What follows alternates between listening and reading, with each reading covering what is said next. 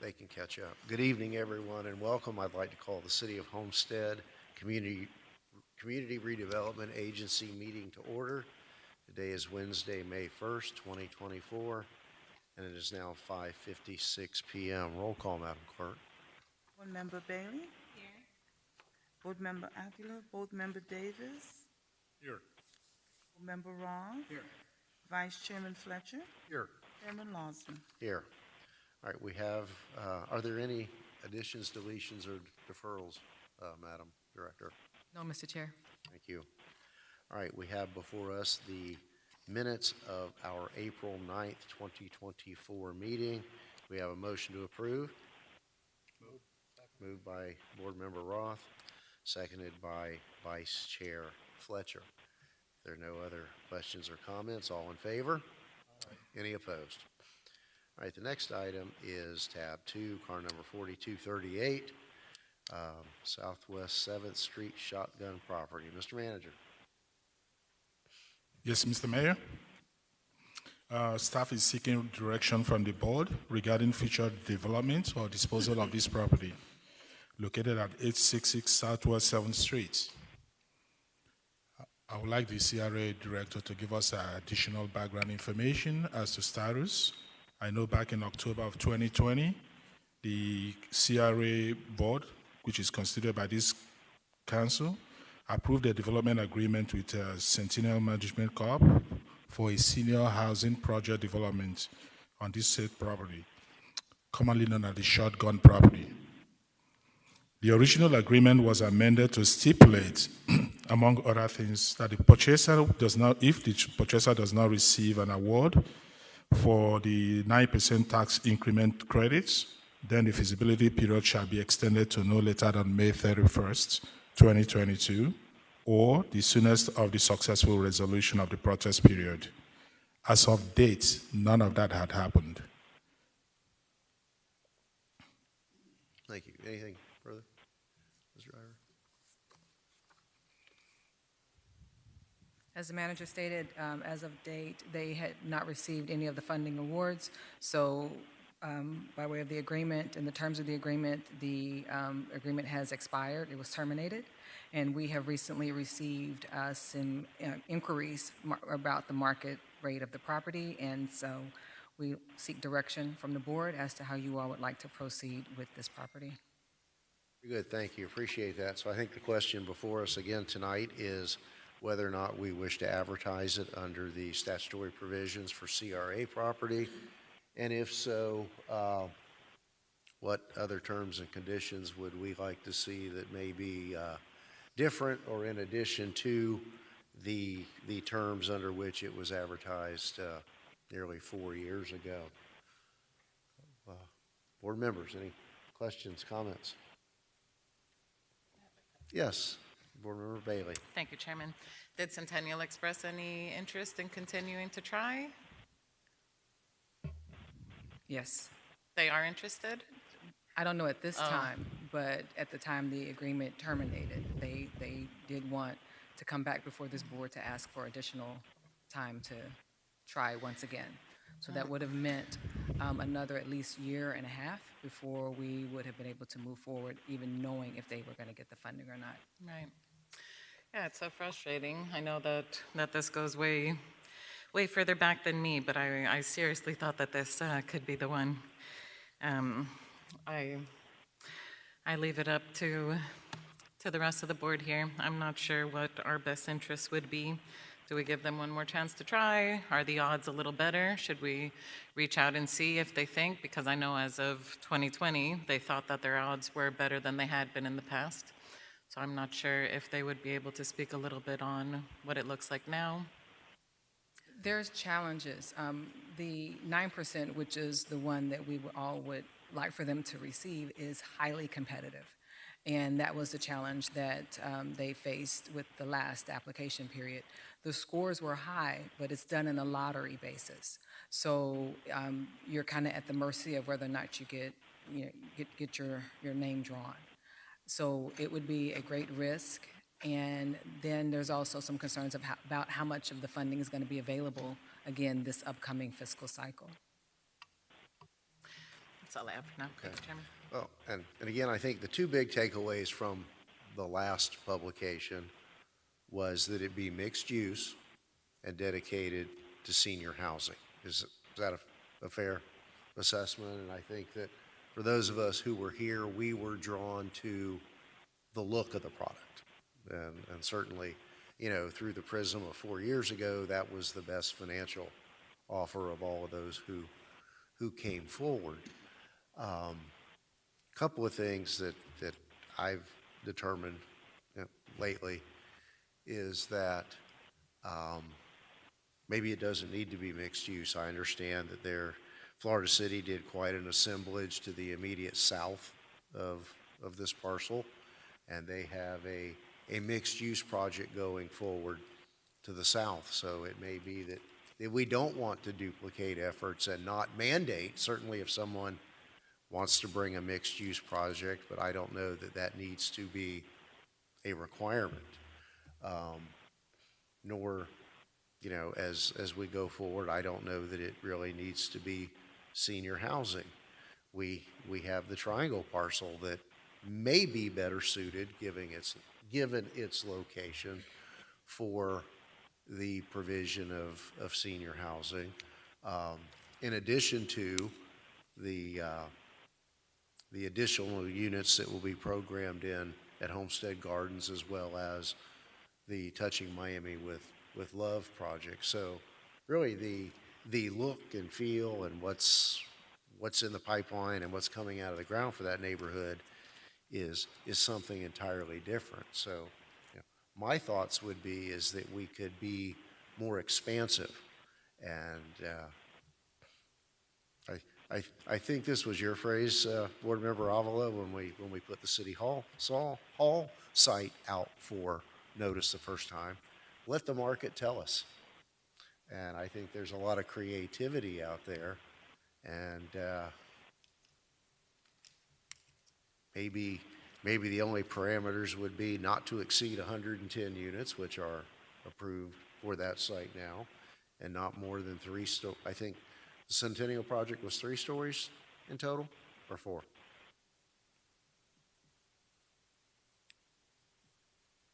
It was, sorry, it was Yeah, I 3 think stories. You had retail downstairs and 3 floors, so maybe not to exceed 4 stories and up to 110 units, and not put the handcuffs on as to what product it is, whether it be ownership or rental or some. Yes. Vice Chair. Yes, thank you. So we had a recent land evaluation performed to see what the value of the property is, and my second question to that would be, what are our annual costs for maintaining that property at this time? So the first appraisal that we did was in 2018, and the land was valued at $455,000. We did an updated appraisal in April of 2023, and it came back at 1.815. And I've already requested for an update to that appraisal. So once we have that number, I'll be more than happy to share that with you. As for the cost for maintaining that lot, I don't have that readily available. I can get that to you guys, but it's pretty nominal. It's just cutting the grass. Thank you, Mr. Mayor, that's it. The appraisal from, I think, a year ago is a good baseline. I mean, things, we all know, change every day, but it's not like we're using something from 2020. And really, if you're asking for an update, that can dovetail with the proposals that come to us. So then would it be the direction of the board? Is it 163 or 162 notice? It's under Chapter 163. I just want to make sure that we're clear on what is being asked for. I heard we're interested in the development and disposing of the property for development. Do we care about the ownership structure as we put this out? We can leave it open to either a purchase or a lease situation. We don't have to specify. I know, we're well versed in those conversations. Okay, I'm just trying to pin this down where you would like to go. So we can leave that piece open. We're just interested in the development of the property. Would you like to include a limit of 4 stories in the currently permissible buildable units within the notice to let the market know what's available to it?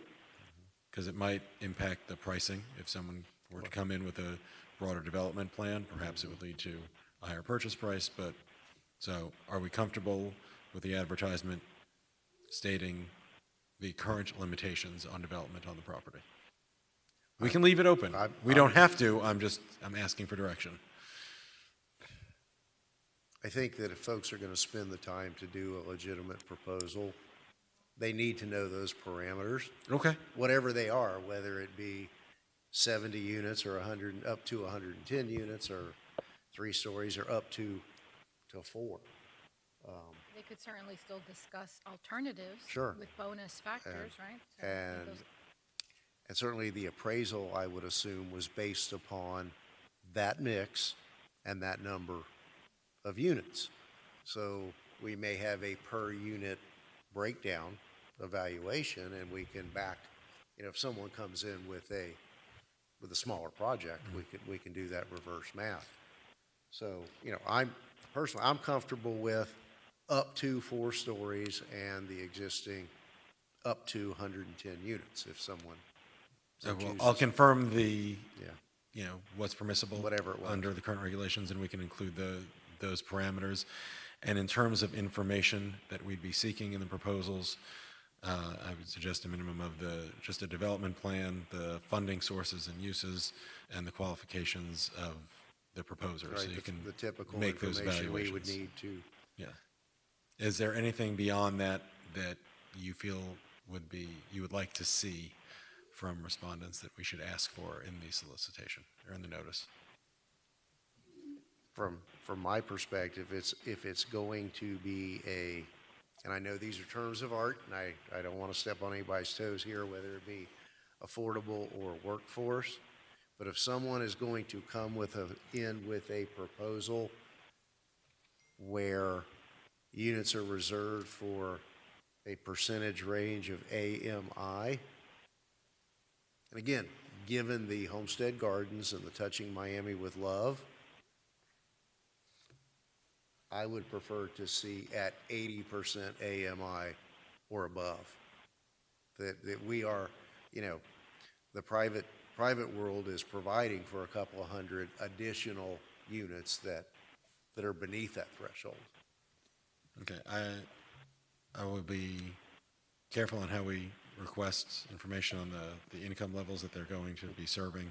I think what you'll find is sources and uses of financing will sort of inform the development plan, and you can make a decision based on the totality.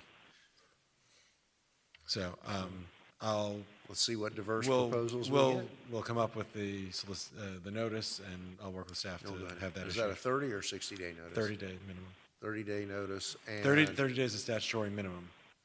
I don't know to work up a full proposal, if you want to give people a little bit more time, you may get a more complete package.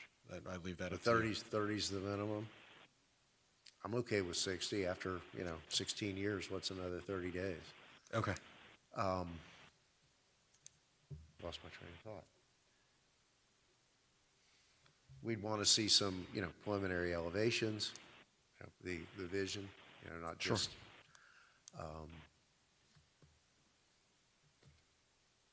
I know what it was, that we've had some concerns about, is our net cast wide enough? And that I would encourage, management and the director to ensure that this is advertised in such a way that it hits a wider market of potential proposers. I think that's been a problem with a lot of things we have done, that we've just not hit that wide range of potential investors. Okay. Yes.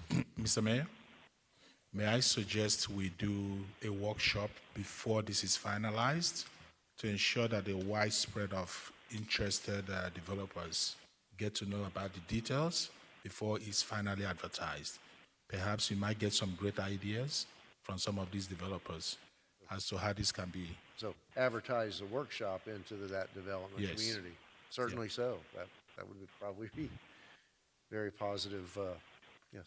Board Member Bailey. Thank you, Chair. If it's the case then that we have a workshop, I was just wondering how we could potentially include that it would be a mixed income project, or at least encourage a next on income. the development community can help Right. us. Okay, perfect. Thank you. All right, so we'll do that and look forward to a workshop advertisement. Very good. Is there anything further from the board members? All right, I have a couple of things, Madam Director and Mr. Manager.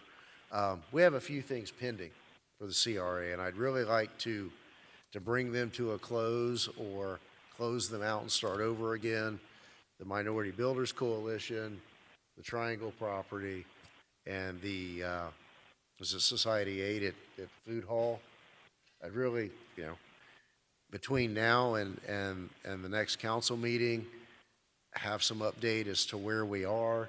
If these are not going forward, let's have a quick CRA meeting prior to the next council meeting. And if we need to terminate or break off discussions with any of those three projects, let's have that discussion and go forward from there if necessary on the 22nd. Gary. Very good. That's all I have. So if there's nothing else, do we have a motion to adjourn the CRA meeting? Moved by Board Member Avila, second by Board Member Cannibal. All in favor? Aye. All right, we'll pick up on the council workshop in just a moment. Oh, good evening, everyone, and welcome. I'd like to call the Homestead City Council workshop to order. Today is Wednesday, May 1st, 2024, and it's now 6:14 p.m. Roll call, Madam Clerk. Councilwoman Avila, Here. Councilwoman Bailey, Here. Councilman Cannibal, Councilman Roth, Councilman Davis. Here. Vice Mayor Fletcher. Here. Mayor Lawson. I'm here as well. All right. We have on our agenda tonight a discussion of the old City Hall site. Mr. Manager, any input before we? Yes. Mayor and Council, on June 18, 2021, the city solicited proposals for the redevelopment of the former City Hall site through a 163 notice process. On December 15, 2021, the City Council selected Related Urban as the proposal and sought to negotiate a deal for the redevelopment of the site. Since then, the city and Related Urban have hosted several workshops and meetings, and both the deal structure and development program have evolved with several iterations. On November 28, 2023, Related Urban sent a purchase offer to the city, which is before council and the mayor for consideration today. Staff seeks consensus for the mayor and council on Related Urban's development group's proposal for the redevelopment of the former City Hall site with regards to the proposal that was submitted. Hey, thank you. And, I called this workshop. I wanted to do so, and the proposer had made inquiry, and quite frankly, it's languished until new management was in place and got his feet on the ground and up and running. There have been changes in the market. I think we've had a very productive charrette, and some very interesting ideas came from that we may want to make some inquiry as to incorporating some of those ideas. And I know that Mr. Milo from the Related Urban Development Group is here. And this is the first time our newly elected colleagues have had the opportunity to sit with us and talk together and have public discussion about where this can go, where we might end up. So here we are. Mr. Milo, the floor is yours to kick it off.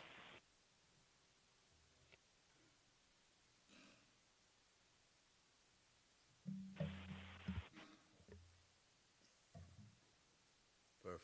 Thank you. So good evening, Mr. Mayor and members of the City Council. Albert Milo, President of Related Urban. Welcome to also to the new manager. First meeting that I attend here with you as the manager and the councilman. So I'm gonna take this opportunity to kind of walk through the the proposed development plan as origin, as the last iteration of the proposed development plan.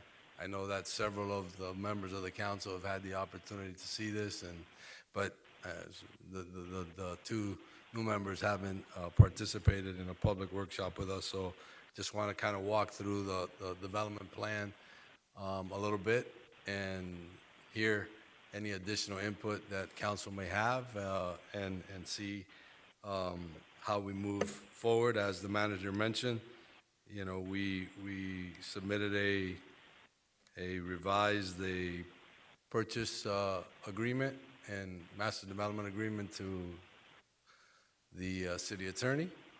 We've had opportunities to discuss that. I think they've done a great job in articulating, a few points that they needed clarification on.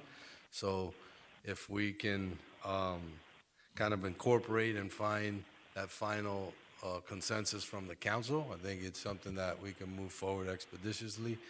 As the manager mentioned, originally we put a proposal on this in June of '21. So we are coming up on 3 years on this discussion. And just point of clarification that I think is important to mention is that the city has outstanding debt on that property to the tune of $667,000 a year. So as when we started this process to where we are today, it's already, the city has expended over $2 million in debt payments on that property. So just a point that I think is important to mention. So here you see a aerial shot of the project. This is looking from Harris Field west towards it captures the whole essence of the project. And I'll be able to hopefully be able to zoom in a little bit on one of these slides. Maybe you can help me after, just so they can see a little bit better, even the pictures. I'll kind of guide you through on that. But on this one, you see as that main road there off of US 1, this is a picture of US 1 on your bottom of the screen. You'll see that what is now what we refer to as the old library site is where the Flanagan's parcel is going to be, and we'll be able to zoom in on it shortly. But it's to that road and just to the bottom left there. Mr. Flanagan's, unfortunately, Jimmy couldn't be here today, but he is fully committed to this project. We're working in unison as we have been for the last year, and he is still ready to proceed and open his flagship store down here in Homestead. To the right of that, you're going to see that other commercial area space also facing US 1 is part of our other, some of our food and beverage and entertainment retail space. We also have here today Mr. Efrain Valdez, who's the owner of Pinecrest Bakery, who's also another interested business that is working with us in several of our projects. And he is very, very interested in having his signature, another signature Pinecrest Bakery as part of City Place Homestead. And in the rear, you'll see, and we'll zoom in a little bit on those, our first phase of housing, which is right now planned as 376 units. You see what was, discussed as a grocery store on the corner of Campbell and US 1. And then the last phase in the rear left, which would be the second phase of residential, be 220 units in the future.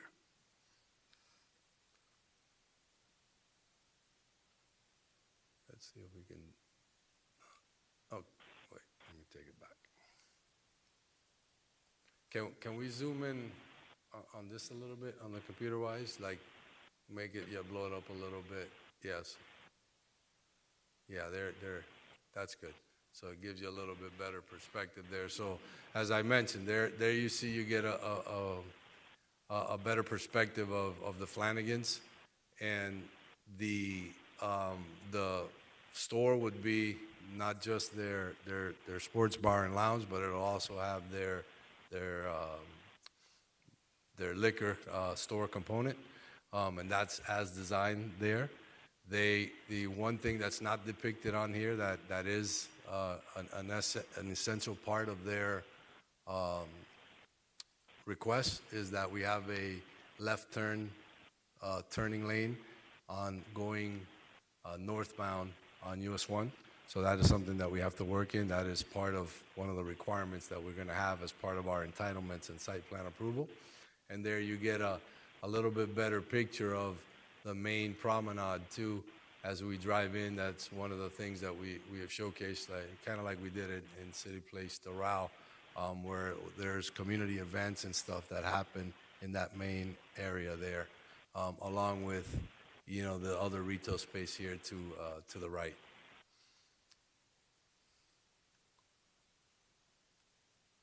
What did I- no, hold it. Okay. Yeah, man, now. Yeah, we can zoom it a little more. This is again our, the ideal signature entrance. This is a view of the first phase of residential, but this would be coming off of Campbell Drive, just a little bit west of US 1. So that would be like the main promenade entrance, and then you still see, the circle with the fountain in the rear, and then you see some of the lifestyle retail and entertainment here on the left-hand side of the property. Here also, Councilwoman Bailey, I know this was one of your previous requests, and where would the El Espacio homestead be? It would be on the ground floor of this facility. As you recall, we proffered to bring a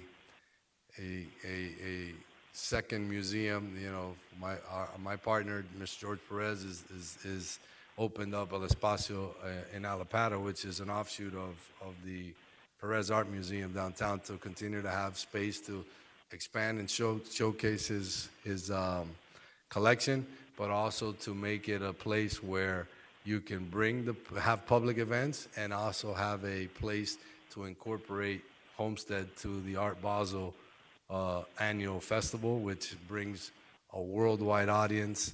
It's got it's a tremendous economic engine, and having a signature museum quality location like that in Homestead will allow us to now tie that in and bring that event, it's right. It usually happens early December, and it's a week-wide event, and it's again worldwide business.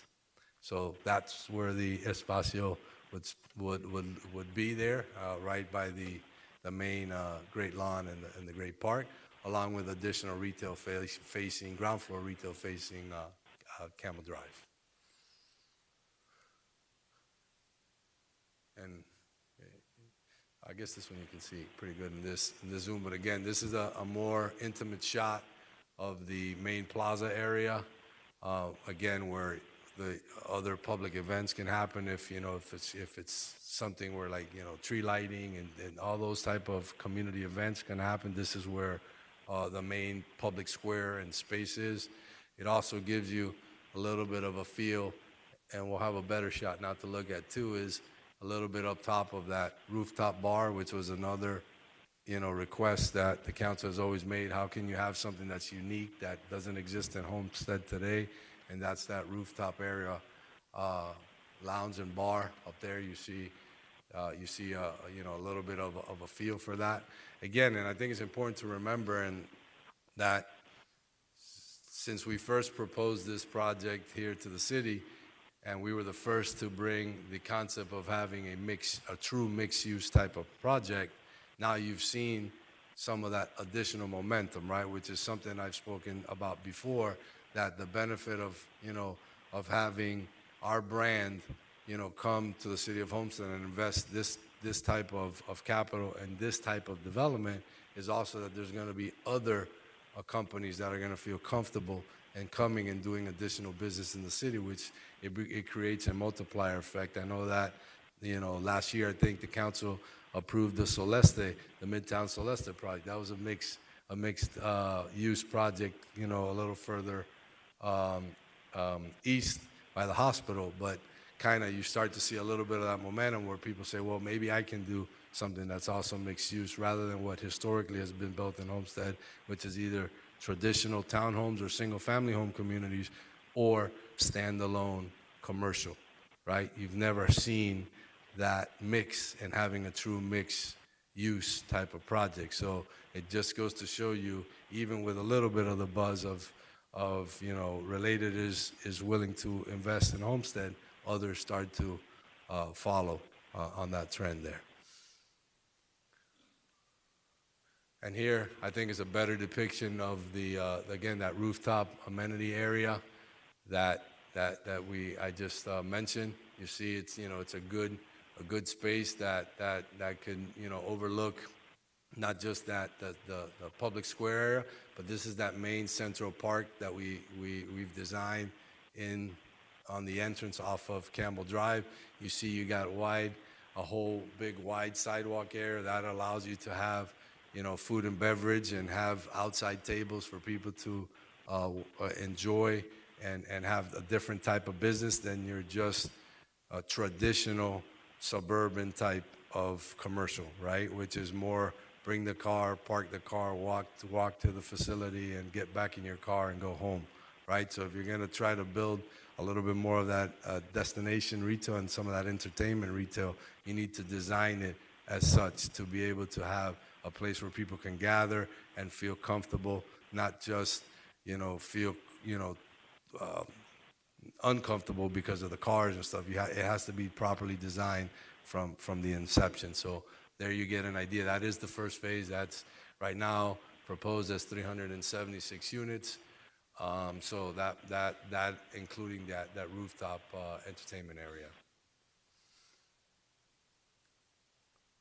And here's just a breakout and a layout of the different phases. As you see, phase one is that the building I just showed you with the rooftop bar area. Phase two there is the Flanagan's area with their associated parking.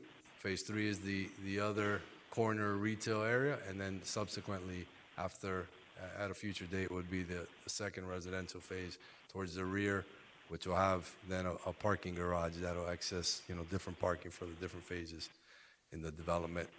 And you see some of the different uses and the breakouts there. So glad to take any additional comments and input. I'd like to hear from the council, especially from the new council members, if there's any other things that are important to them, and see how we can work through that and see if there's a possibility to include some of that in our final plan. Thank you for your time. Very good, thank you. So I'll open it up to council. Councilman Davis. Thank you. When we spoke a long time ago, it was like a long time ago, you had mentioned that there would be certain committed housing for military, correct? Mm-hmm.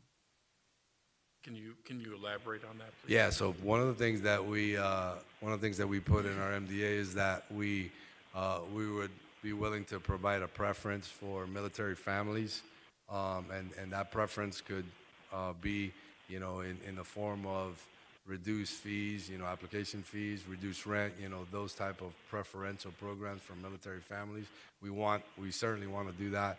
And there are some additional opportunities too at the state level that now have been prioritized to try to create a housing within a certain proximity of military bases. And it's going to be forthcoming in the next couple of months. So I think we'll be able to avail ourselves of that also from a state perspective and be able to provide additional assistance for military families. And in your plan, I see that there's a grocery store there as well. Is that just a placeholder, or is that something agreed upon? Or yeah, I mean that's an excellent question. So you saw it there in the plan. There's been several iterations of that corner. It's been a grocery store at that request. Now, it might not end up having to be that. There are 3 grocery stores within the immediate proximity of the site. But it could be. Or there was a time where we had there actually a medical kind of office building on that corner, and one of the iterations had that. So we'll have some flexibility there since it's still going to be zoned that parcel commercial, so it doesn't have to be just a grocery store. So are you aware of the potential veteran population within about 10 miles or 15 miles of this location?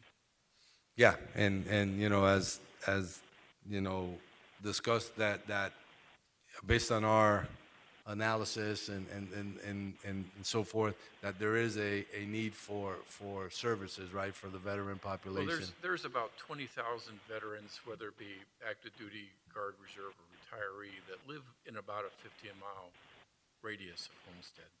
And that includes those that are, that live in the Upper Keys, Marathon kind of area, Key Largo. So one thing that I would like to put before the board today is that we consider that we have plenty of grocery stores. There are lots of grocery stores. And I would suspect that it would be very difficult for a grocery store to do a business examination of that area and say, yeah, there's going to be loads of people coming into this when you got Sedano's across the street and Publix and Presidente and all that. That we should consider that that area currently tagged as a grocery store into a regional VA facility. And what that would do is the following things. It do a lot. We have a VA clinic here in Homestead, but if any of you have used it, you know that it's very limited. I have no beef with the workers there. They do great work, but really they don't do a whole lot. Where does the work get done? It gets done downtown. And so if you're a veteran here and you need something done, chances are you're going all the way downtown to have it done. Right now, we have veterans from the Keys that end up taking a bus from Key Largo area. They load up there, they drive all the way to downtown Miami, and they don't come back until the last person is done. So they leave around 5 a.m., they get back around 7 p.m. And so, you know, that's a regional VA clinic does a couple things, and that's why I'm proposing it to our board today. That one, it gives the veteran population the medical service that they need, and that includes our active duty, our reservists, our retirees. It gives them the medical attention that they need. What would be in a regional VA clinic? An MRI, a CT scan, a dental chair, an eye chair. It would have the facility for veterans to come in and do basic examinations with the specialty doctors that would come in circuit. It would do lots of things like that. It would also take some of the heat off of the downtown facility, which is completely overwhelmed right now with the veteran population. And as we conduct business here in Homestead, I think it clearly sets the stage that in Homestead, we take our military seriously. We take them seriously. It's more than just saying, thank you for your service, you know, get out of my way, please, you know, and move it on. It's saying, no. We really care about our veteran population. With the veteran suicide issue that we have nationwide today, we don't have VA center counseling in Homestead outside of a base. We don't have it. And so that would be one of the things that they can bring here. To my knowledge, the closest vet center counseling is actually in Doral, opposite of U.S. Southcom. And so, and of course I'm a little bit dated now, I apologize, but I was in meetings where the vet center guy would say, I got people in this base I need to counsel, but they can't get all the way to Doral all the time because they got duty and family and whatever, they can't get off. We need to fix that, and I think this is a real opportunity for us as a committee, or council rather, as a council, that we come together and say, you know what, we're putting our money where our mouth is. We're gonna have this clinic here. We're gonna take care of the veteran population, but then on a practical side, what does that do? Those of you that were here at Hurricane Andrew, which even preceded me, people were here because the hospital was here. Veterans were here and retirees were here because the hospital was here. The hospital goes away, everybody bailed. Well, you know what? We're also laying a foundation for our future solid economic foundation is the word I seek. I'm sorry. For our economic foundation here in the city. We're going to build something that's going to be attracting military people to live and to purchase here in South Florida.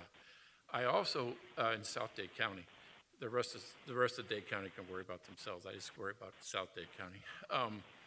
I also commend the issue of housing. We need to work it out. I'm certainly not satisfied with you know, the squishy kind of numbers right now, but I absolutely commend having housing for our military here. That is a consistent problem. The basic allowance for quarters doesn't really catch up to Miami. On the federal side, there's also an amount that you get for being in a high dollar area like Miami. It's never enough. It's never enough. Right. And to have at least some pressure off on that, I think, is a beautiful thing for our military service. So here I am being quite verbose this afternoon, but I believe that that is an opportunity for us to really say we are that military town. We're more than just thank you for your service and I'll see you later. We're here to say this is what we can do for our military population, and this is how much we care for them, and this is how much we support that base, that we're willing to take that mantle. I promise I won't say anything No, until I that's say fine. something Thank else. you. And one thing you didn't touch on, and I know that you're privy to as well as I, that the Veterans Administration hierarchy is truly interested in establishing that kind of beachhead in Homestead. This isn't just a wish and a long shot, that inquiries have been made. And we hope that meetings will be able to be scheduled this month to determine a footprint, a size, and scope. So, you know, I would join with Councilman Davis that if there is a way to program in a VA, more of a full-service VA clinic in this location, we would encourage you to do that. If you can do that. I will appreciate it. We love our military. I know it's very difficult because this is a federal and military issue, and we need a certificate of need for that, a CON. So if we can do it, that would be amazing. Yeah, I mean, from our perspective, I mean, it'd be no, I have no qualms about, you know, swapping out that portion of the development and working to bring a state-of-the-art, you know, VA facility. That would be amazing. Working with the federal government, I mean, I do that day in, day out. I mean, working with HUD is not, you know, different. It's just housing on the housing side of it, but you know, on the military side, we have a law firm that does all of our work in Washington, so we have no issues with that. I think it'd be great to do that. I think it'd be for us as a company. It's, you know, we'd love to lead on that stuff. So Show them that we can do it. yeah, and again, it aligns perfect with the legislature's new plan for that housing piece for veterans, and because the old City Hall site meets the distance criteria from the base that's required on the state level. So it'll show that the city of Homestead, with their most prized asset, you know, is serious about providing housing and services for military personnel. Military also for teachers and like schools and everything like that. Yeah, I mean, that's part of our general business plan all the time, you know, always. So that, I mean, that's what we do on an everyday basis anyhow. Mayor, one thing I failed to mention, that with the regional concept, there are no beds there. So no one's going to be, we're not taking beds away from Homestead Hospital or anything else.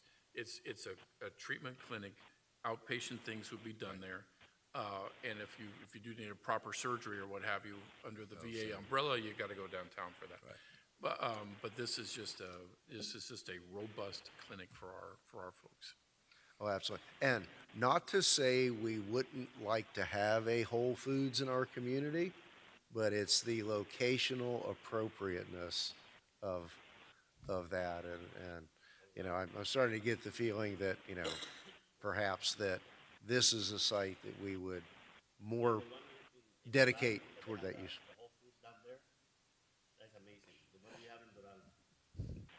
Yeah. Vice Mayor. Yeah, just a couple of quick questions. So I know you've expended a lot of money on developing this site plan, and not knowing what that VA clinic footprint might be, is there ways to possibly move that around? That's one question. Again, not to be answered tonight. Second is, I'm not a big fan of the surface parking, and I notice you do have the garage, it's part of Phase 3, that has the majority of the parking spaces, but that's separate and behind another building. Is there going to be a way to access this building from a covered area, from the parking structure, to get to your main structure? Because I think we could do more parking garage rather than have the surface parking, which would allow for more open space. Just something to think about. My next question is not specifically to you, Mr. Milo, but to our city manager. Again, I know we did talk about the $667,000 a year we've been paying for the last 3 years. Do we know what the current loan balance is on the City Hall property?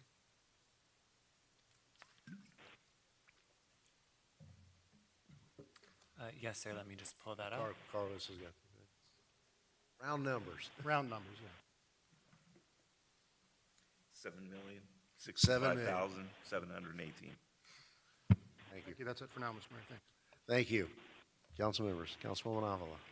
Thank you, Mayor. Thank you, Mr. Milo, for being here and your team for sticking through the gauntlet. I am going to have to echo my colleagues in having to support the VA clinic component.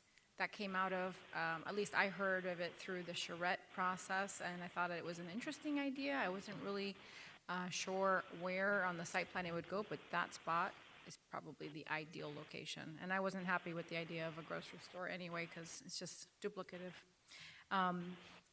In addition to that, we're going to have to tweak the site plan. I know that we've spent a lot of time with this version of it, but as time has gone by and visiting the West Palm Beach City Place, I kind of want, and I know that you can do it, I want something that's a lot more visually similar to that, and the surface parking I never liked to begin with. So we can continue to work together. You know that I have supported the related group as being the pick for this project. I have great faith in you. When it comes down to the numbers, you guys have to figure it out. Legal, city manager, and related group, you have to get the black and white numbers clear so that we can move forward. We're stuck in this limbo is driving me nuts, and I know it. They've only just got here, and you're going to want numbers clear as day as well. Yeah, and so also like our courtyard, green space area, let's work on that together. But all in all, I'm happy that we're getting the conversation going again, and we'll also discuss the community benefits package that we've talked about many times, and make sure that we get the blessings of our new city manager on that as well. Thank you. Thank you, Councilwoman. Thank you, Mayor. I definitely also, I love the idea of the veteran clinic. I think it is such a unique corner to be able, we were looking at rebranding kind of our signage with Welcome to Homestead. I think it's the perfect corner to be able to put something, whether it be some type of memorial or art piece that that really emphasizes us being a military city, and to be able to show our pride and thanks to all of our veterans. Also, since my first visit to City Place Doral, I had never really considered that attached parking garage, not being an eyesore. There's so many different ways that you can, dress things up with plants, and I would also love to see a lot more green space and less surface parking. I think the only other thing is, especially after the charrettes, then your mind kind of opens up a little bit. We spoke a little bit about the rooftop and making sure that that was placed in the correct spot. The sun is setting a little more behind the building. Obviously, small changes to make, but just something that I don't want to be lost. I think we would lose a lot having that wall behind it if we wouldn't be able to see the sun setting behind it. But yeah, just like the last thing with the shotgun property, speaking of things that I really wish had been had been working and going for the last 3-4 years, I'm still really excited about this. I think that we can definitely figure out what we need to figure out and make this happen for the community. Thank you, Mayor. Thank you. Councilman. Thank you, Mayor. I'm going to bring a little bit of a different perspective because this is a discussion. And when I first met with our new city manager, Dr. Ziri, I asked him specifically about city-owned assets, and he did tell me that the city of Miami made some big mistakes in selling off their city assets. And this proposal is to sell off probably one of the nicest, most valuable city assets we have. And Mr. Milo knows, as we've gone through this practice for many years now, that the original proposal and the original request for making the City Hall property available was in the structure of a 99-year lease, which benefits the city for generations to come. The proposed sale price of $12.4 million will scratch or get rid of the $700 or the $7 million we have, or 7.7, whatever it was, the number was that they said. We'll get rid of that and save us $600,000 a year. But in Mr. Milo's original presentation to us, so you all have some history, his original offer to us in a public workshop meeting with another candidate vying for the ability to be chosen to do this project was to pay the city $1.6 million a year in rent. It goes a long ways when you consider the services that we could provide to our citizens through the asset that the citizens own, which is the old City Hall property. So I just wanted to, we haven't discussed that at this point yet, if we're even going to entertain the purchase or the sale of the property. The city manager, when I spoke to him, did not recommend that we sell off city assets. He expressed to me, I don't want people coming into the city and giving me millions of dollars and then leaving. So he's got some experience coming from the city of Miami with developers that took advantage of, I believe, some of those city-owned assets. So I think we need to speak about or talk about the format in which this is being presented tonight. If there's a consensus that you guys want to sell off the most valuable piece of property that the city owns, or do you want to preserve it for at least 99 years and allow them to lease the property to build everything they want to build? I'm excited about that part of it. The VA hospital, absolutely. Providing for veterans and current military housing, good. Obviously, the Flanagans is good, but it has to be good for the city too. And I think the long-term lease, which originally Mr. Milo agreed to do, would benefit the city for many, many years to come. So I think we kind of have to have that conversation there first. Do we actually want to sell this piece of property? Or do we want to preserve it for generations to come? And to give you, they will say that, well, and originally they were going to pay off our $8 million in debt too, by the way. So it was $8 million and $1.6 million to start. 10 years later, it would be $3 million a year, and the power of compounding, to take words that Mr. Milo said, the power of compounding, we get paid more and more and more every year.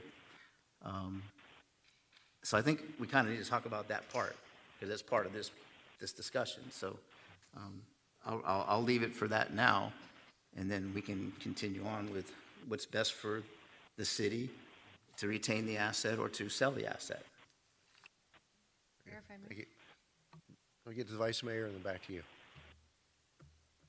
Yes, thank you. And one of the things I wanted to bring up, as part of my office, the mayor allowed me to become a member of the Greater Miami Convention and Visitors Bureau. And earlier this week, I was attending a meeting there for the first time and met a lot of the folks that are focusing their attention on South Dade and Homestead right now as the new place to be in Miami-Dade County. And, we have Mr. Milo here who came down here 3 years ago with that vision well ahead of those folks. And now everybody wants to jump on the train. So just one thing to keep in mind that people are actually looking at Homestead now. We are the place to be. We're still 45 minutes from everywhere, depending on traffic, but most of the time you're going against traffic leaving here. Recently and several times I've had residents come up to me and say that they've wanted this project to happen on this property. I've been stopped in the grocery store, at gas stations. They say, when are we going to get City Place? When are we going to get something, that we can take our families to, some entertainment? So I think it's something that we definitely need to give the manager direction on to move forward and have these discussions. Personally, I think the Speedway is the city's most valuable asset, not a 18-acre piece of property on the corner of US 1 and Campbell. And I don't believe an asset is something that you owe more money on than it's really worth at the time. So that's my personal thoughts on it. My house is not an asset unless it's paid for, or when I sell it at that point in time. So I disagree with you on that, but I do like your idea of when we initially did have this discussion, we talked about that long-term lease, but there were also some caveats to that long-term lease at that time, based on residential components and how many people were living there and certain percentages. And of course, Mr. Milo is not going to sit there and tell you, absolutely, we're going to have this many people living in this apartment full-time. So there's always that catch where that 8% number could catch you and you're not getting that annual rental fee. So personally, I don't believe we need to be in the land-owning business or the rental business. I think it's time to move forward with the sale of this property. If this number is right, it's the right number to go with. But we have to look at that, and I would like to give the manager that direction tonight. Thank you, sir. Councilwoman Avila. Thank you, Mayor. Good points to bring up. I came into the workshop thinking about, more of like a visioning session and trying to get the opinions of our new council members, but it's definitely a good opportunity to talk about the financing aspect. I've always, from the beginning, have been in favor of the long-term lease so that we can have that generational benefit over the course of time. So if that's, and I think the issues with that was just the way that the agreement was written up and how it was being interpreted with the help of our consultants and staff at the time. So I would like for you to try to bring back that option for the manager to consider and showcase for us, so we can see the pros and cons of both. But in general, we have to move forward with a concept. And I think that if we are making these big changes with the VA clinic and with the overall site plan, you're going to be changing things in general. So the conversation is going to be dependent on a lot of that. Do we have to make a decision tonight on if we're selling or not selling? No, right? Okay, good. Thank you, Mayor. With regards to two other items that I forgot to mention, and Councilwoman Bailey reminded me with the rooftop, where we see this rooftop amenity here, is that not just for the residents, or is that a restaurant rooftop for the public? It's accessible rooftop. Right, but that's intended for it to be a public restaurant for the, Yeah. okay. Space, yeah. Okay. And then originally, when we first went out for solicitation, we had discussions about having a convention center. We've run into the need aspect for that on several occasions. We don't have anywhere in the city with the likes of like the Miami-Dade College environment that we can have conferences or a concert venue, things of that nature. So I'm thinking now that maybe we could try to find a new fit for that concept, maybe with the Triangle property or somewhere else, but that's something that I don't want to completely write off, but for us to continue to explore as we work through this project too. But just making that comment for now. Thank you. Hey, thank you, and I think, tonight we sort of, oh, I'm sorry, go ahead, Councilman. Thanks, Mr. Mayor, and thank you again for your briefing. I just wanted to say some words that I thought were important to say that are not necessarily to do with this.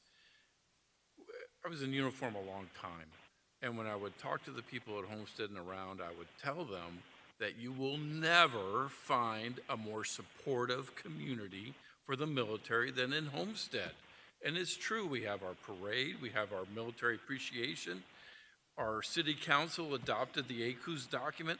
All these things together to promote and to support the base and to support our veteran community. And I just wanted to say thank you for this next thing, this next level that we're approaching now. It's a very important one. And you know what? It fits well with all the years of sustained support for the base and for our military population here in South Dade. I wanted to thank you very much on their behalf. Okay, appreciate that. So I think we've kind of got a dual track here to address tonight. One is kind of the visioning and the luxury of an adjustment by having this language for the last 3 years. And you mentioned the charrette, Councilwoman, and one of the concepts that came out of the charrette specifically for this site was while maintaining the number of residential units, expanding the use of parking garages and lowering the height. And I'm going to be real honest, I have always struggled with the proposed height here. Homestead is not ready for 8 stories any more than it's ready for paid parking anywhere. And I know, Mr. Milo, you have those concept pages from the charrette that tweak the site plan a little bit and also continue to utilize at least a portion of the water feature. And I'm not asking you to commit to anything tonight, but as you hear our concerns, when we come back, to the extent you can incorporate some of those concepts that I think we all were really drawn to from the charrette, to the extent you can do that, that's great. If you don't feel you can, tell us why you can't. Convince us that it's still a good product without that. But I have to say, and I know the original charrette drawing plopped the VA facility down on the Flanagan site.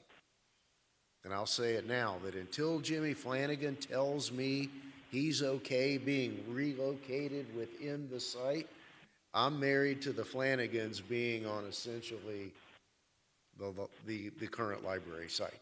And we can move the puzzle pieces around anywhere else. Again, until Jimmy Flanagan says, you know what, I can be here rather than there.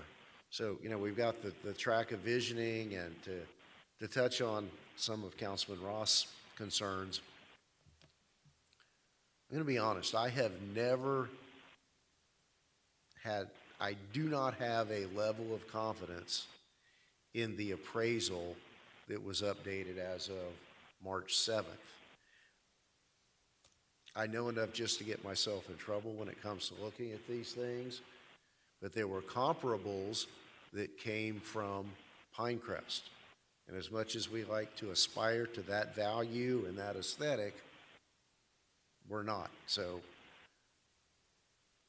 also built into the appraisal that we have before us, common sense tells me that the demolition costs are extremely low. They only built in $193,000 in demolition costs in arriving at the $17.7 million. For 3 very large buildings, and potentially filling part of the water body that's there, that seems very low. There was also no accounting for potential environmental issues.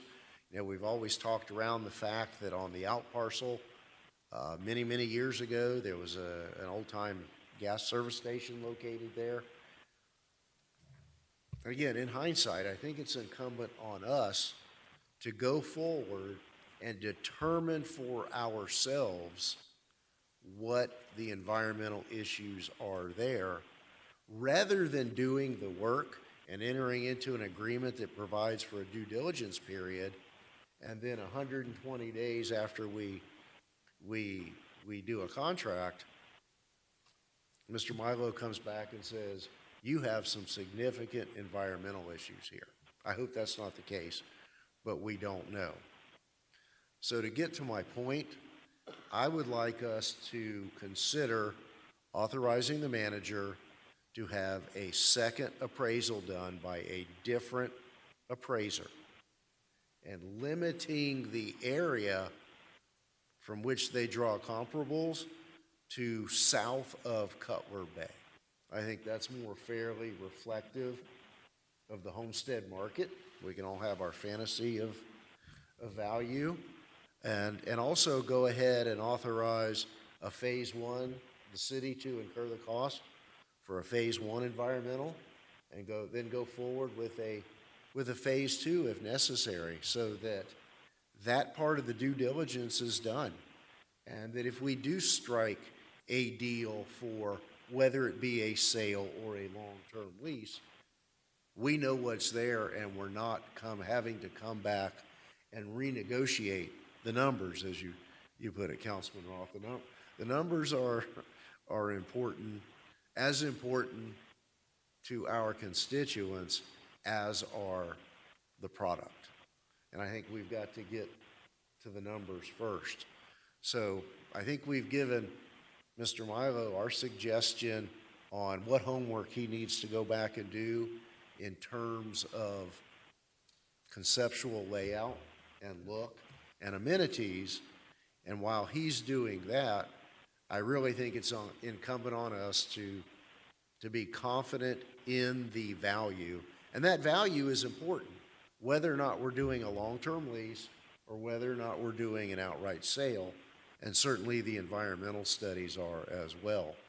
So I'm asking for council to authorize the manager to commission a second appraisal with those area limitations and to go ahead and start the environmental review process as well. And again, and I apologize to everyone, in hindsight, that's probably, with respect to the environmental, it's probably something we should have done some time ago. And I think one of you made the point about, there was a lot of back and forth and the interpretation of what it meant in the payments and how we get there over a long-term lease. Our manager and those he will surround himself with are light years beyond what we worked with in the past. And I think that our new administration can help us forge that credible, legitimate, and fair path forward, whether it be a sale or a lease.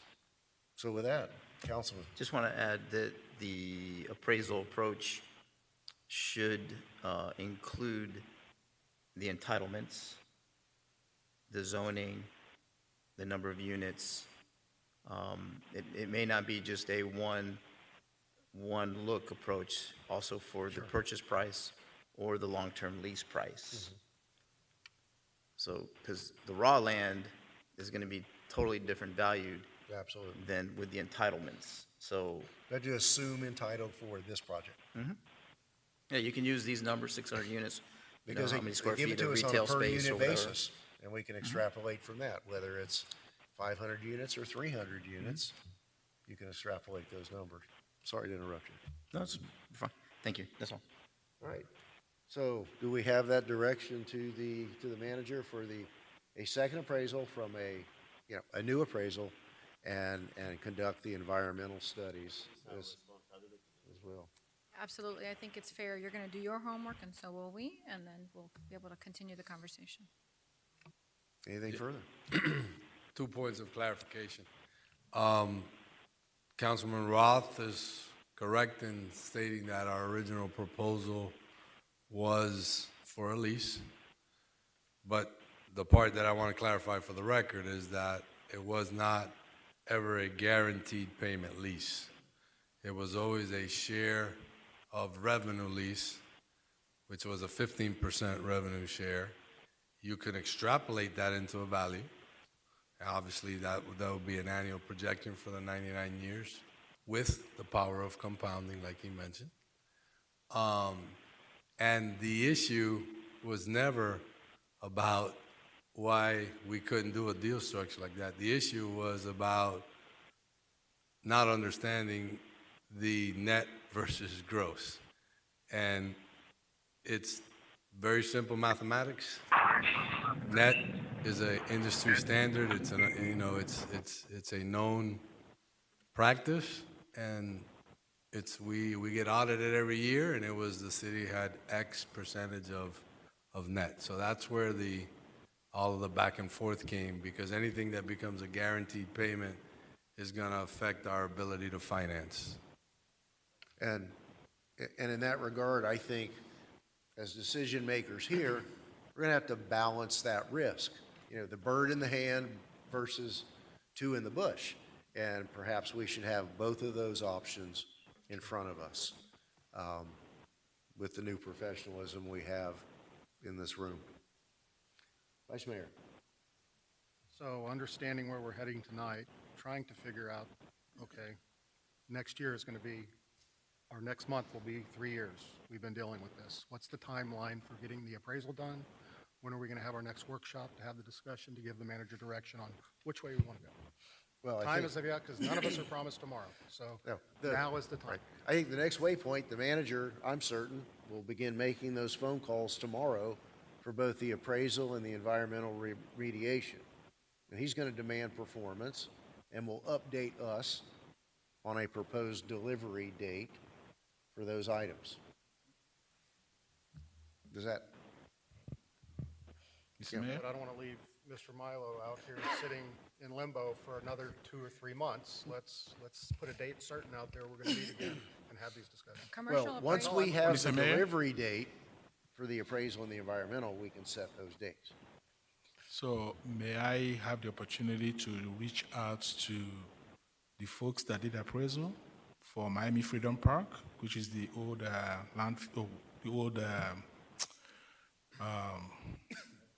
golf course that is going to be the new site of Miami Soccer Stadium. He had similar characteristics as the site. And I can tell you for a certain that the appraisal, in the process of appraisal, the environmental came back, and the cost of remediation was $32 million. That was when all hell broke loose. So we had to find a way to accommodate the cost of remediation into the appraised value. So I strongly recommend the path that council is choosing tonight is the best way to do it.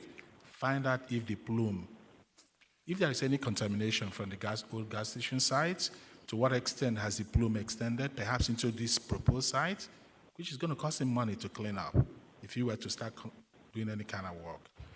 And that's the point. We all need to know that in advance. That's probably going to affect significantly the actual cost of this real estate. And potentially the site plan too, of how if we're going to cap and, back to surface parking or garage parking or open space, you can't, they're not going to approve open space if there's a contamination of a plume. So those things are important. And the last piece is we got to figure out how to now on this updated appraisal, if it's going to be based on entitlements, what the configuration or what the specifications are going to be for the new VA clinic. And that's going to, obviously be a different component in there. So how we incorporate that. So, but just in general, Mr. Manager, do you have an opinion as to how long it may take to get the second appraisal? I can't give you a definitive answer tonight without speaking to folks who do the appraisal, right? Typically, it shouldn't last more than a month or a month and a half, but I don't know that for a certain until I speak to them. I mean, to the Vice Mayor's point, just as the point I made at the CRA earlier, we are not going to let these projects languish. We're going to move forward on everything.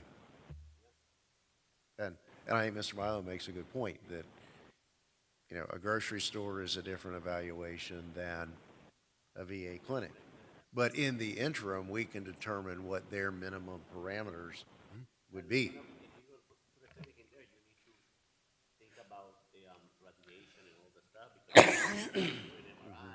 Well, it's the use that goes into the evaluation. Any further, counsel? Very good. I think staff has their marching orders. Is there anything further from the public? Mr. Attorney, nothing further? We have a motion to adjourn? All in Thank you. favor? Thank you all. Thank you, sir. Thank you.